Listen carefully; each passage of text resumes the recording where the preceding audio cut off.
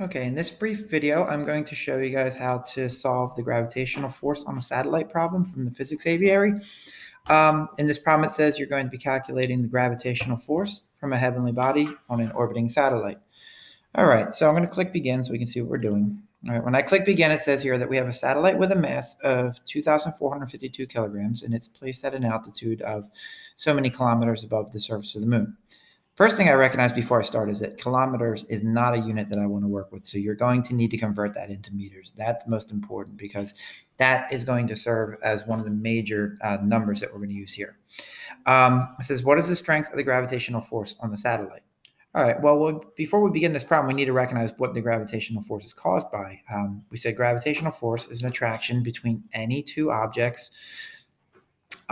These two objects in this particular case would be the satellite and then the moon itself. Now, I don't know. I think on this problem, there's all different objects, if I remember doing this correctly. And what you're going to need to do is we're going to need more information than this. Because when we solve this problem out, what we're going to have to recognize is that the distance between this satellite and the body that we're referring to is not just this distance, because remember, gravity is the distance between the centers of the object. So it's from here to here, and that's going to be our distance. And then we also have to, extend down further. Now, before we do that, there's some info we need. Here's where you're going to find it. Scroll down the screen a little bit, and we see some solar system data here. The important thing to recognize here is that if we look up the moon, I'm sure it's somewhere in here. Up there it is, moon for the Earth. We can see the mass of the Earth. It's 7.36 E22. That basically means times 10 to the 22nd power. In your calculator, you want to get used to using that E notation that we discussed earlier this year. We'll also need to recognize that the radius is right here in meters. So what's going on is that's basically, we'll keep in mind, it's about 1.7 times 10 to the 6th.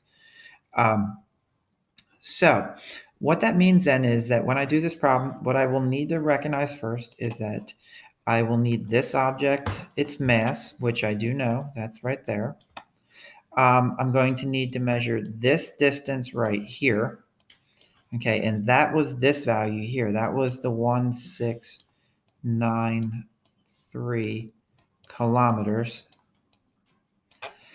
But the other thing I'll need to do is I need to add that radius of the moon here. So I'm not going to write the value down, but it was, if I remember correctly, it was 1.7 times 10 to the 6th meters.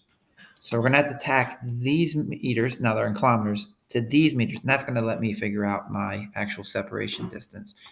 Once we do that, everything else is pretty easy. So that's pretty much how you're going to solve the problem. If I hit end, let me just double check to make sure that that's all it's asking for. Yeah, it's just asking for these things. Obviously, these are in my way right now, so disregard that. But that's pretty much it. So we just need to recognize we need the mass of both objects, and we need the separation between them. And that is not only the planet itself, but all that extra height. Hopefully this will help you solve out the problem. Good luck with it.